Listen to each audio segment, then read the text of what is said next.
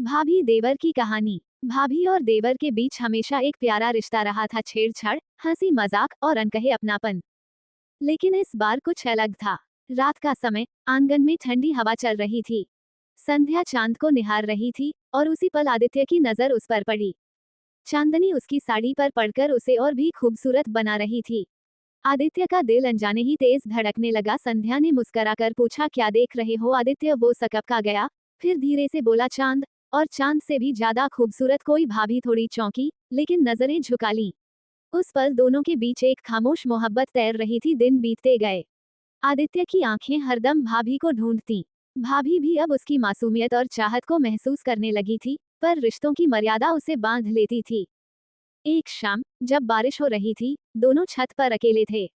आदित्य ने हिम्मत कर कहा, भाभी, काश हम सिर्फ रिश्तों से नहीं, दिल से भी एक हो पाते। संध्या की आंखें भर आईं। उसने कांपती आवाज में कहा, आदित्य, ये मोहब्बत मेरी भी है, पर ये हमारा राज रहेगा।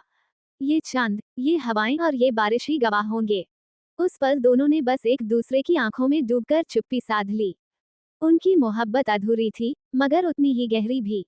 आदित्य 3 साल बाद गांव लौटा था। शहर में पढ़ाई और नौकरी की व्यस्तता ने उसे घर से दूर कर दिया था।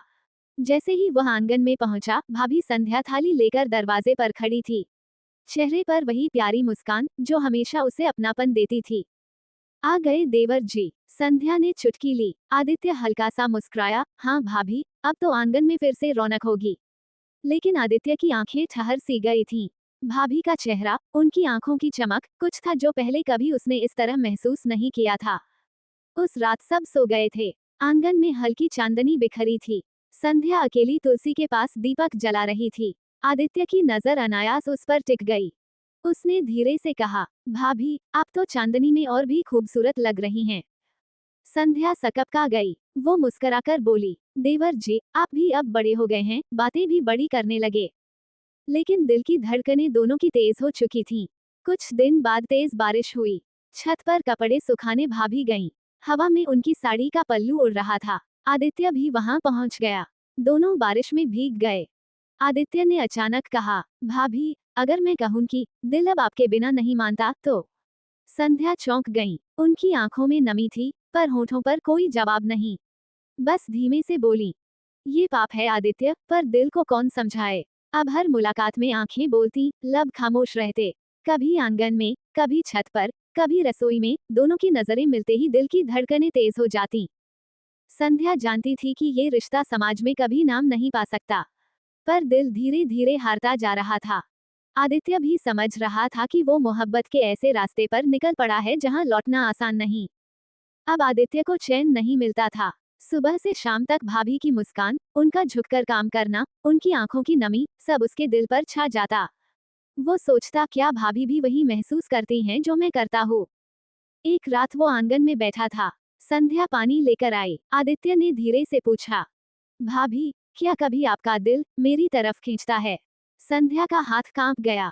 लोटा गिर पड़ा। उसने कांपती आवाज में कहा, आदित्य, सवाल मत पूछो। ये दिल तो बहुत कमजोर है।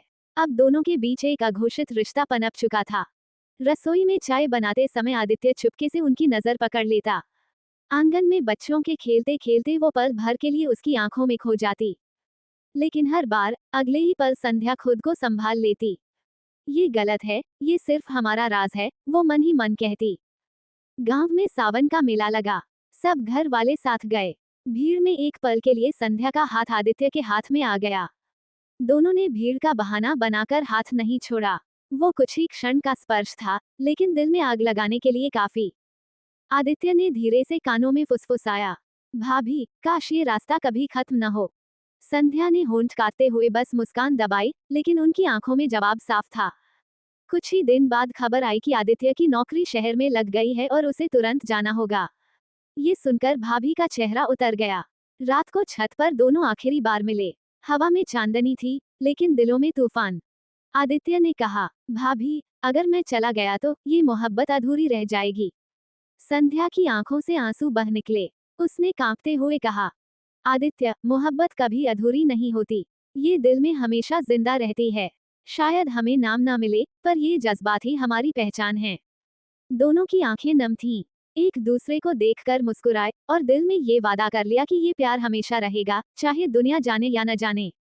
आदित्य शहर चला गया। वहाँ नई नौकरी, नई दुनिया, लेकिन हर शाम जब वो अकेला होता, भाभी का चेहरा सामने आ जाता। रात को जब खिड़की से चांद झांकता, तो उसे वही आंगन, वही तुलसी के पास दीपक जलाती संध्या याद आती। वो अक्सर भाभी को फोन करना चाहता, पर रिश्तों की मर्यादा उसे रोक देती। संध्या भी हर रात छत पर जाकर चांद को देखती और मन ही मन कहती, आदित्य, अगर तुम मुझे याद कर रहे हो, तो समझो मैं भी यहाँ तुम्हारे ख्यालों में हूँ। 6 महीने बाद आदित्य अचानक गांव लौटा। सब घर वाले खुश थे, लेकिन संध्या का दिल सबसे ज्यादा धड़क रहा था। शाम को जब आंगन में सब बैठे थे, आदित्य की नजर बार बार संध्या से मिलती। उन नजरों में वही पुरानी बेचैनी, वही मोहब्बत थी। उस रात आदित्य अकेला छत पर बैठा था। अचानक पीछे से पायल की आवाज आई। वो मुड़ा तो देखा, संध्या खड़ी थी। हवा में उसकी साड़ी उड़ रही थी और आंखों में वही दबी हुई मोहब्बत। संध्या बोली, सोचा था तुम बदल जाओगे, मगर तुम्हारी आंखों में आज भी वही सवाल है। आदित्य ने धीरे से कहा, भाभी, मोहब्बत दिल से होती है और दिल कभी नहीं बदलता। दोनों की आंखों में आंसू थे, लेकिन दिल में सुकून, जैसे चांदनी रात फिर से उनकी अधूरी मोहब्बत की गवाह बन रही हो।